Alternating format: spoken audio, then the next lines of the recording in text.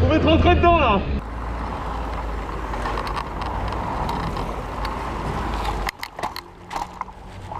Vous pouvez rentrer dedans là.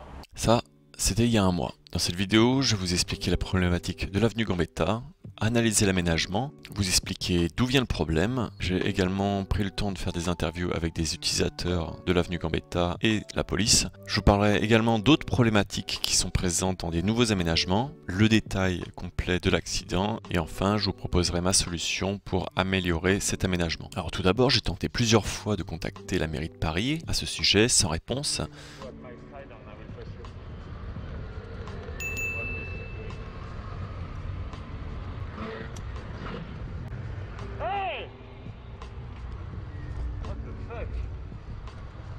Cet aménagement part d'une bonne idée, rendre cyclable un espace qui est dangereux pour les cycles, car il était uniquement protégé par une bande cyclable précédemment, mais le résultat est tout autre, et au-delà de mon expérience personnelle, je ne suis malheureusement pas le seul à subir les conséquences de ce changement. Je suis passé de nombreuses fois ici avant la modification de l'infrastructure, et je n'ai jamais eu de conflit avec les usagers, car précédemment, il y avait une bande cyclable et elle crée une séparation claire entre les usagers. Alors, analysons donc l'aménagement tel qu'il a été proposé initialement. On voit que dans le sens montant, il y a un espace de 4,50 m qui est prévu pour une voie cyclable et bus partagé, et que dans le sens descendant, il y a une bande cyclable de 2 mètres avec une voie véhiculaire de 3 mètres. Mesurons maintenant l'infrastructure qui est en place.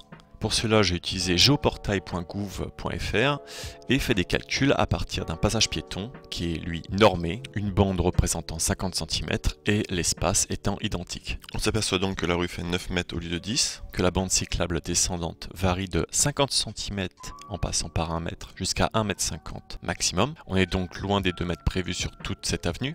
Et dans le sens montant, on observe également de grosses variations passant de 3 mètres à 4 mètres maximum. Alors d'où vient le problème entre la théorie et la pratique? La théorie oublie complètement les espaces de stationnement résiduels dans le côté descendant qui créent différentes variations au niveau de la taille de la chaussée côté montant. Et c'est à l'endroit de ces variations que sont créés les conflits entre les usagers. Parce qu'il n'y a plus assez d'espace pour dépasser, aussi bien pour les taxis que pour les bus. Avec seulement 3,50 m d'espace, un bus mesurant 2,50 m, il faudrait effectivement, comme indiqué sur le schéma, 4,50 m pour effectuer un dépassement en toute sécurité. Le problème de cette nouvelle infrastructure, c'est qu'elle supprime complètement la bande cyclable sur la voie montante, n'indiquant donc plus aux véhicules quelle distance laisser pour dépasser un cycliste en sécurité. Le problème ici, c'est que après avoir interrogé la police, il me confirme que cette infrastructure va se pérenniser. Mais vous savez s'il y a quelque chose de particulier ou si ça va rester ou pas plus d'informations? Ça va rester comme ça, je pense. Ah ok, d'accord. Là, ça a été mis en jaune, mais ça va être d'accord blanc. Ok, très bien. Bah, merci beaucoup pour ces informations. Et le problème, c'est qu'elle va donc se pérenniser comme ça, sans laisser d'espace entre les cyclistes et les usagers montants, créant des conflits. Hey, la distance là!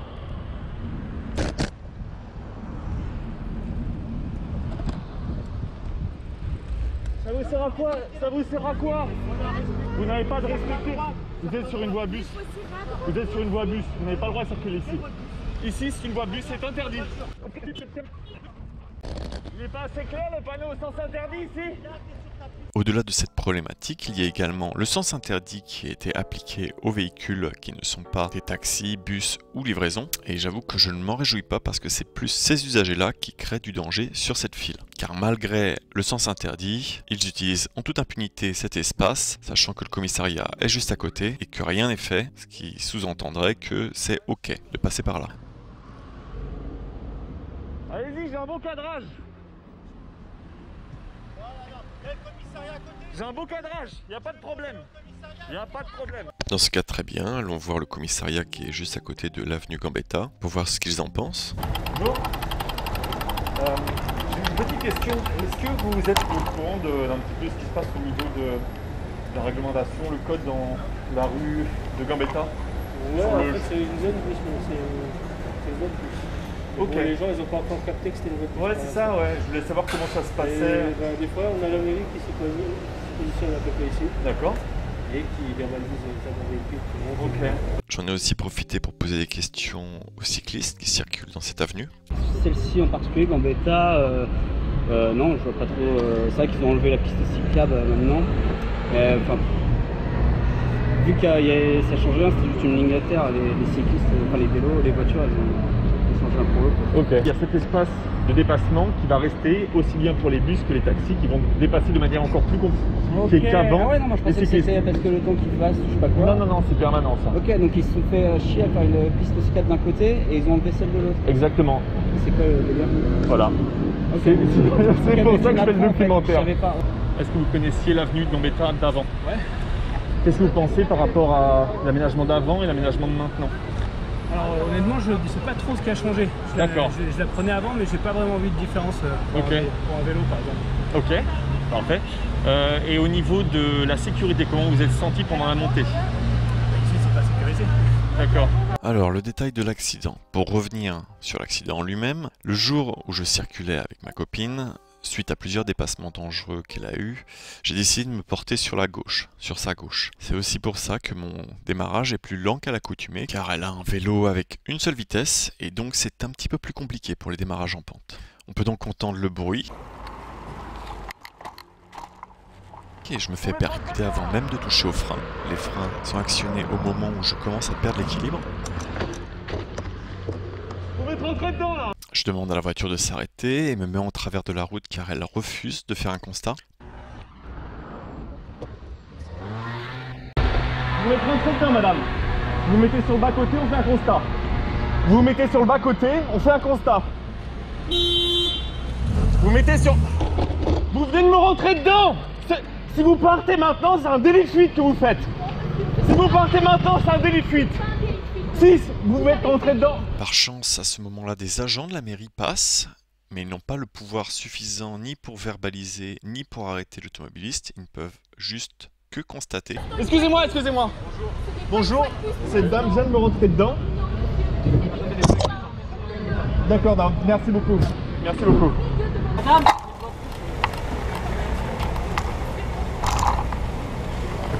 J'étais en train de... Elle veut pas faire de constat, monsieur. Elle a failli s'enfuir. Madame, bonsoir, c'est une boîte bus. Hein. Vous avez rien Elle vient à de... Madame, sachez que ici c'est une boîte bus, vous avez rien à faire là. Si, tout à fait, madame, c'est une boîte bus, on va arrêter de dire non. Comme le panneau sens interdit, la voie elle est réservée aux bus, au service, depuis déjà un certain... Non mais ça c'est pas une raison. Je vous explique juste ce qu'elle en est, d'accord? Ça c'est une voie bus, vous n'avez rien à faire ici. Et il y a le panneau, non mais c'est affiché, il y a un sens interdit.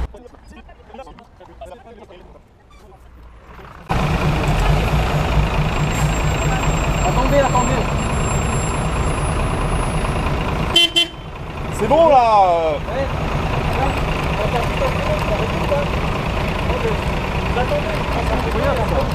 Je rentre dedans. Il y a depuis... Depuis, ouais, mais c'est incroyable. La voie elle est maintenant faite pour les cyclistes et les bus, pour que je puisse justement dans la pente pouvoir prendre l'espace que vous voulez.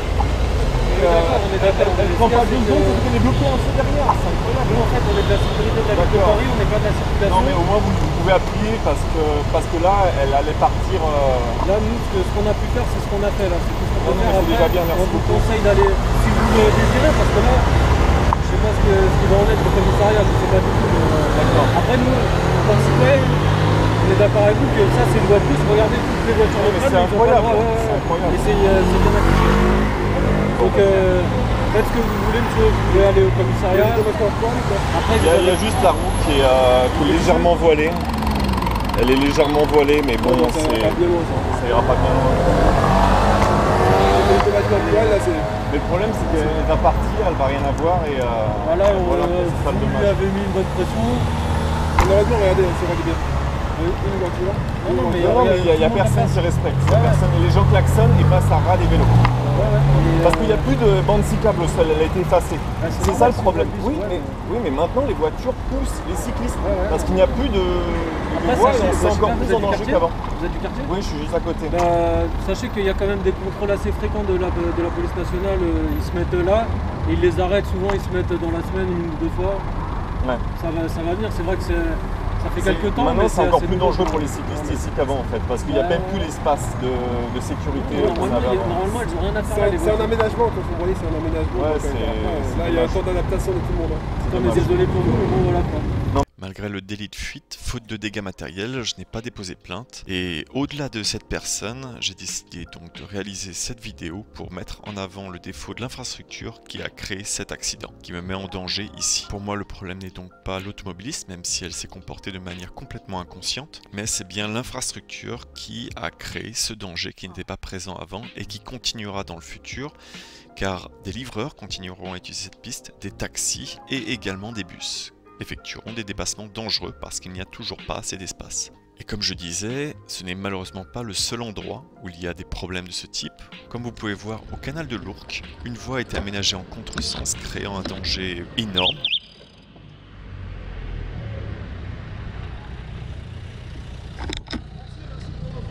Vous êtes trompé de sens. Vous êtes juste au milieu de la route comme ça. Bah, vous êtes trompé de sens.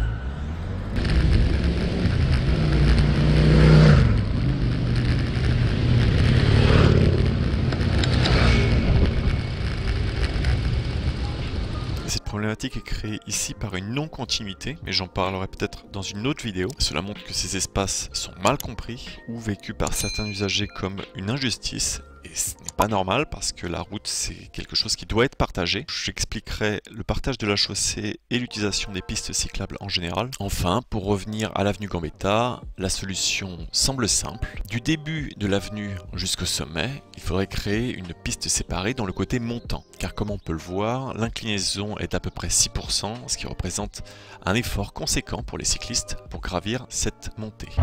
Bonjour. Vous venez de monter l'avenue de Magenta, de Gambetta, toute l'avenue. Ok.